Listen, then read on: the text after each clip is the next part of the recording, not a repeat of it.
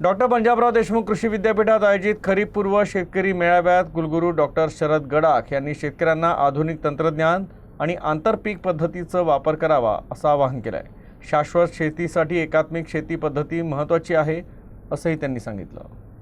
वैदर्भीय शेतीचा खरीप हंगाम निसर्गाच्या लहरीपणात देखील यशस्वी करण्यासाठी शास्त्रशुद्ध सूक्ष्म नियोजन कृषी विभागाद्वारे करण्यात आलं असून शेतकरी बंधू भगिनींनी कृषी विभागाच्या विस्तारित सेवांचा अधिकाधिक लाभ घेत कृषी विद्यापीठ संशोधित विविध पीकवाढ लागवड तंत्रज्ञान शिफारसींचा प्रभावी वापर करीत व्यावसायिक शेती तंत्रज्ञान कृतीत आणण्याचं आवाहन शेतकरी बंधू भगिनींना करण्यात आलं। याप्रसंगी विद्यापीठाचे संशोधन संचालक डॉक्टर श्यामसुंदर माने, विस्तार शिक्षण संचालक डॉक्टर धनराज उंदीरवाडे, संचालक शिक्षण डॉक्टर देवानंद पंचभाई, अधिष्ठाता कृषी अभियांत्रिकी डॉक्टर सुरेंद्र काळबांडे यांच्यासह शेतकरी प्रतिनिधी रामेश्वर उंडाळ पाटील यांची विचार मंचावर प्रमुख उपस्थिती होती।